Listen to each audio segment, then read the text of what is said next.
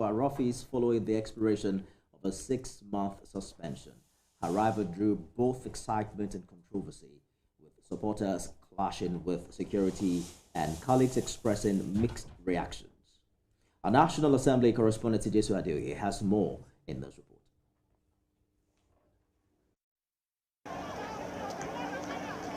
A mix of drama and excitement at the National Assembly as Senator Natasha Akpoti-Uduaghan walked into the complex accompanied by her supporters.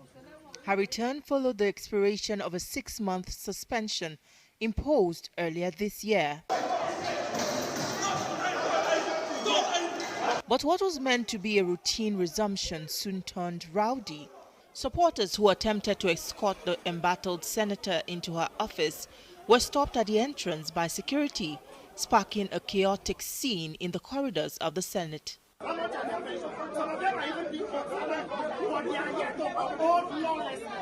Although the Senate is yet to officially comment on what led to the reversal of its earlier decision, some of Senator Natasha's colleagues expressed delight at having her back. Anything that has a beginning must have an end. Maybe the court in her wisdom thought it was that its end has come for her to come back.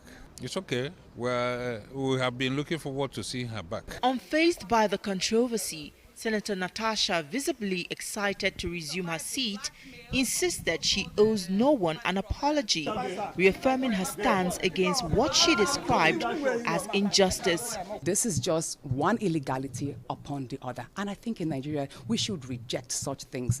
I think it's actually appalling that such amount of illegality and fraud can occur in the National Assembly. So if they are expecting me to apologize, I'm sorry, I don't have these words. And if that is the condition for opening this office, then I think we have a long dance to make. Meanwhile, the National Assembly plenary, initially scheduled to resume today, has been shifted to the 7th of October, leaving political watchers eager to see how the senators' return will shape proceedings in the Red Chamber. The decision to unseal Senator Natasha's office may signal that the controversy surrounding her resumption has been settled, allowing the people of Kogi Central Senatorial District to finally enjoy representation in the Senate. It is unclear what concessions were made for this apparent truce, or if this is part of a larger power struggle. Time will tell in the coming days and weeks. Ceation Of Anioma, TVC News, Abuja. Well, at least no apologies for the Senate. That's what Senator Natasha is saying. We look forward and count down to what happens in the coming day, especially when plenary resumes. Tonight, however, we turn our attention to a conversation that has spanned decades, filled countless debates in Nigeria's political history, and is once again at the forefront of national discourse: the quest of the creation of Anioma State. For over 50 years, Anioma leaders and stakeholders have called for statehood. Critics have often dismissed it as a recurring dream, but today the movement has gathered an unprecedented momentum, with reportedly over 91 senators endorsing the proposal during ongoing constitutional review hearings. Proponents argue that Anioma is not only viable, but represents both a historical correction and a political necessity to balance Nigeria's geopolitical equation, to give the Southeast its long-sought 6th state, and to unlock the economic potential of Delta North. But beyond the headlines, several questions linger. Who's going to fund this new state? How will it be funded? How strong is the support even among Anioma's traditional rulers and grassroots? What exactly is the historical and cultural identity of the Anioma people, and why is this particular push resonating differently from what we've seen in the past 50 years? Joining me tonight is someone who embodies both the cultural heritage and modern aspirations of the Anioma people. He's a journalist turned monarch, custodian of one of Anioma's ancient kingdoms, and a voice at the Senate public hearings. His Royal Majesty Charles Anyasi III, the Obi of Idumuje-unor. Your Majesty, welcome to Beyond the Headlines. Good evening. Thank you for coming. Thank you. You were at the public hearing, both in Enugu, and which other state was that? No, yes, we were, but I was specifically at Enugu. At Enugu. Yes, I led the team to Enugu, yeah. How much of support is this call for a new state garnered, especially at the grassroots? I'll say it's gathering great momentum right now. Like I said at the beginning, this began in 1954 at London with the Little Constitution. And over the past years, we've had about 9 takes that failed. Last year was the last when the distinguished Senator Ned Nwoko put a proposition before the House. And initially, there was a very great question about the viability of what he's saying. But at the moment, the momentum is gathering high. People who didn't believe at the beginning are beginning to key in because they're beginning to see the need. The question has been, where will it be placed? If you're going to create Anioma State, where will it be placed? A lot of people at the beginning were saying, well, if it's not in the South-South, no. But I come to realize that with all the potentials we have, let me just tell you about the potentials of the original concept. The original concept was that of Sir Dennis Osadebe, who proposed what we call Anioma, and the acronyms were A-N-I-O. It has to go in full. You have A for Anyocha, Ndoka, that represents N, Eka, and then Oshimili. Now you'll be asking, where's the place of O and M? The O and M were put by Osadebe for, one, poetic excellence, and then didactic import. The full meaning of Anioma is good land. So that is Anioma. Otherwise, you have just 3 or 4 letters. Yeah. So now, you looked at the potential of the place that were sufficiently empowered by nature. If you look at the demographics, the land mass is about 6,000 plus square kilometers. People by now, over 2 million people. And these 2 million people are resource-oriented people. The land mass is occupied by industries, both the formal and the informal sectors. We have a solid workforce. We have our tourism potentials. Look at our flora and fauna. You look at the cultural base in terms of artifacts and mentefacts. You look at dance patterns and everything that we're happy to mobilize for cultural essence, for tourism. We have all this. So if you're looking at the original concept, were they actually qualified? Yes, we were, and we are now. But the question now has arisen. We have a new political optic. The current political dimension speaks to the fact that if we begin to hold on to the original position, or must be positioned within the original construct of Anioma, it probably might not work well. If you look at the mindset of the president of the Federal Republic of Nigeria, there was this reported meeting between him and Senator Ned Nwoko. And he was reported to have said that he desires to place this in the east to kind of square up and make Southeast 7 states. So Anioma is not historically Igbo. Is that what you're saying? That's a question. If this, now, the people of Anioma are described statutorily as Igbos. That's what I can tell you. Statutorily, we're Igbos. Although so many people lay claims to different ancestries, but statutorily, anybody within that construct cannot say he's not Igbo. Do they speak Igbo? We all speak Igbo with different dialectical differences. So it makes sense for it to be categorized as a member state, if it eventually becomes one, in the southeast region of Nigeria. It does make sense if we all see the reason for... But there's a sharp political division because we hear that even amongst stakeholders, there are some who believe that it should be in the South-South. Why is that so? If you ask me, if I had a right of first refusal as a person, I would say let it be in South-South. But like I said, there are new optics.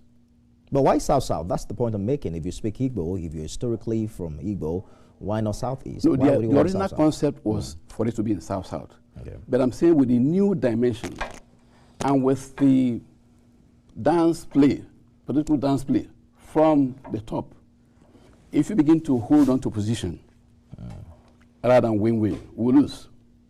If it is finally agreed at the final stage, after this we're going to go to another stage, maybe a plebiscite, for people to now begin to talk about what they want in terms of positioning.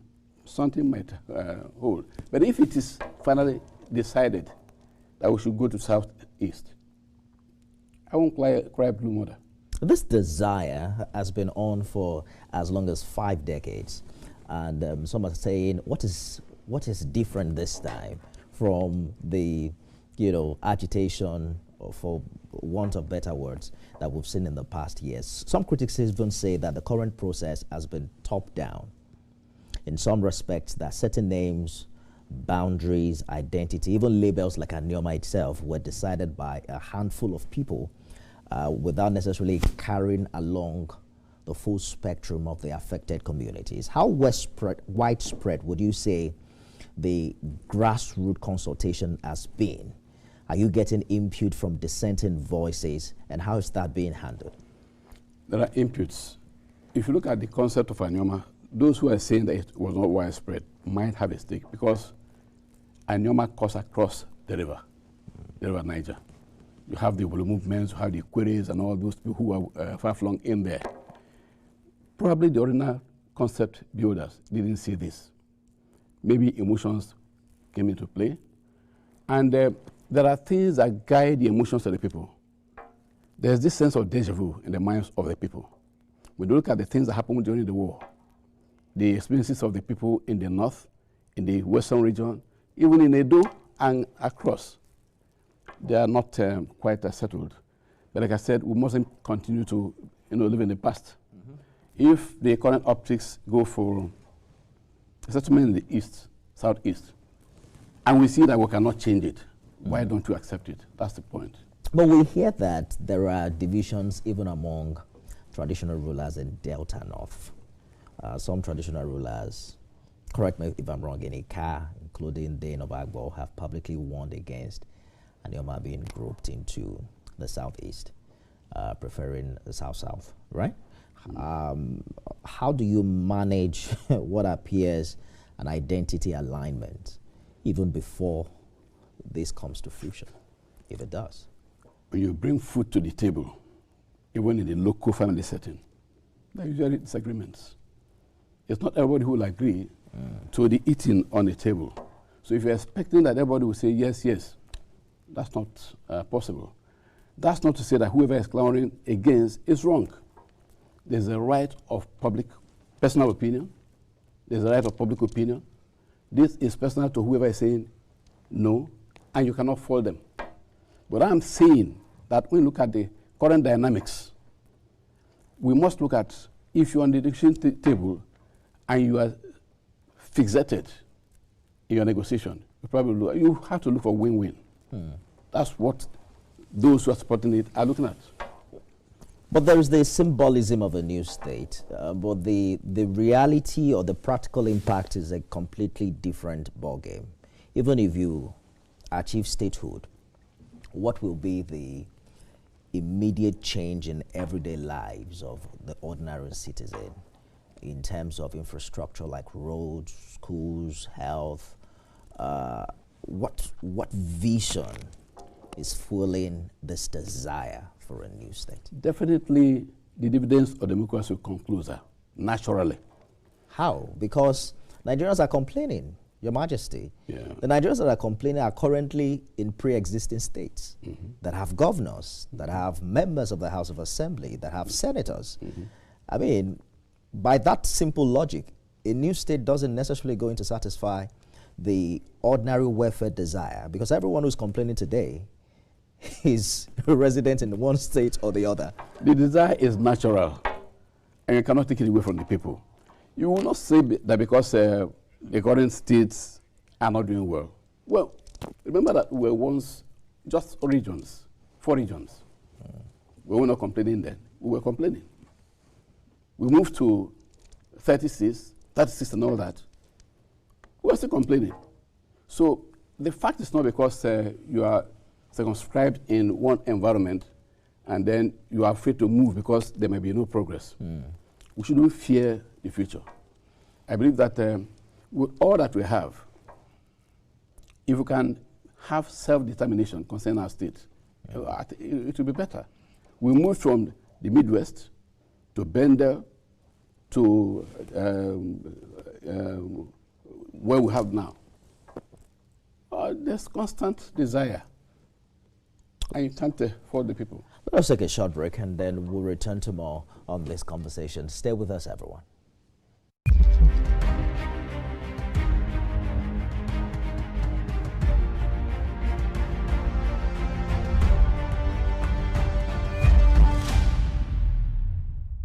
Thanks for staying with us, everyone. My guest is His Royal Majesty Charles Chukwuemeka Anyasi III, the Obi of Idumuje-unor.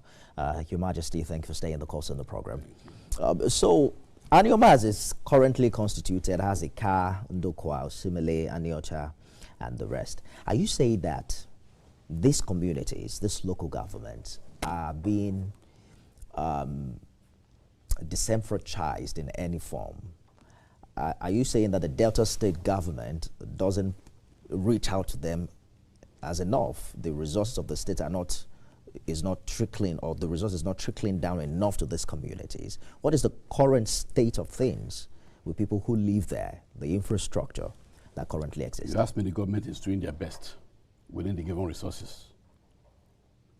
But then, as much as you have, you need to keep desiring for more. The Delta State governor is one of the best governors we've had. The people under him are also taking a cue from him. Nobody can accuse the governor of not doing his best. He's doing his utmost to ensure that things trickle down. But then, like I said, desire is inexhaustive. But are you being neglected particularly? Do you feel any form of neglect as Delta State is currently constituted? That neglect is not because of the current government. It's been like Anioma has been a cannon fodder down the years. So if I say we're neglected, I'm not looking at the current government. It's a cumulative effect that over the years we've been not just abandoned. But I won't be targeting the current government because they're doing their best. But doing the best does not foreclose the fact that you cannot aspire for a closer self-identity. But what's your assessment of the cost of establishing a new state? Because you will be setting up civil service, infrastructure, state assemblies. And please don't tell me oil and gas, because that's often cited as revenue sources. We've always had those costs to How contend with. How stable are those kind of revenues? We've always had those costs to contend with. We will be stable. I don't think we should be looking at the future with fear. When we get there, we'll begin to determine how to go. We don't cross the river until you get there. Sounds like when you get to the bridge, you will cross it. but I've seen some of your writings, and you have traced migration of Anioma people from Igbo heartland. For viewers who may not be deeply familiar, perhaps in a minute you want to talk about the identity, the origin, and how this plays into the statehood issue. Actually, that book that I wrote was inspired in 2007 by the clamor, talking about who we are, where we're going to, our essence and all that. Talking about the makeup of the people, there's this migration story. A number of people migrated from Benin, a large number migrated from Benin. And those who migrated, in my book, I call it an inverse migration, because there are people who moved from the east and went to the Oba's palace in Benin and spread out. And then at some point, there was some discord. And for them to move away, they had to retrace themselves back from where they came. That's what I call it, inverse migration. For instance, my own setting. My own kingdom was founded by two people. One came from the eastern frontiers, and then my own grandfather came from the East Inri. So they combined to form it. Now, within our own setting too, Idumuje is a place. My kingdom is Idumuje. Just close to us, you have the Olukumis. They came from Owo in the west. And then those people have dual language as we speak today, or say dual dialect, because one is a byproduct of Igbo, the other one a byproduct of Yoruba. They are the Olukubis. Olukubis speaks to friendship. Those people, if they say they are not Igbos originally, you can say yes. They came all the way from Owo. We have those who say they came from Egala, like the Ogwashuku people, and some people in other places. Some came from the east. Some came from Edo, as I said. My take is that I will not contend with anybody who says it comes from any particular place. Everybody has a right to claim to ancestry. What I said at the beginning is that, statutorily speaking, we are referred to as Igbos because of the environment we occupy and because of the contiguity with Igbo. The macro Igbo controls the language. So which Igbo heartland community are you referring to here? There are two Igbo species now. You have the macro in the east and then the micro in the west. Okay. The ones in the west, most of them, Enuan and all that, are the ones we're talking about here now, that are the original people referred to as Anioma. And so some who came from different places converged together. But then, if the question is, who are you? I'll say I'm an Igbo. Why? Because if you put a form before me this minute, and I'll have to input my biodata, when it gets to the field where I put my tribe, I cannot say I'm Anioma. I will say I'm Igbo. So if I want to be defined as an Anioma in my tribe, we need to go through the hog, go through a plebiscite, change dynamics, change the statutory books, so that you can effectively say you are not Igbo, you are It looks like all of us are immigrants after all. If we go back to our history, we probably will be claiming as much as 107 states in Nigeria. Do you think we can afford that? Yeah. Because some will say that, well, we have found ourselves where we are right now. Can't we just move along, move on and then be Deltans? Yeah, brother. It is said that the first priority for a man is himself. If you say, well, we have enough, let's settle, not for us, because we've been destined for a long time. We've been abandoned for a long time.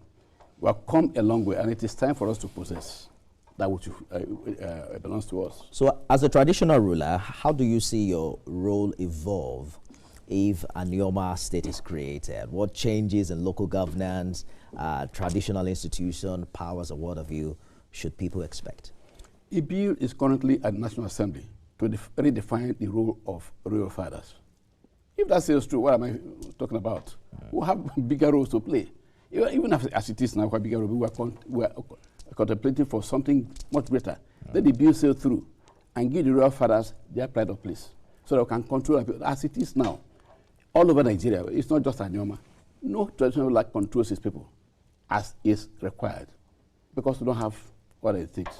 But if they pass that bill at National Assembly, the smallest traditional ruler will be able to hold his people.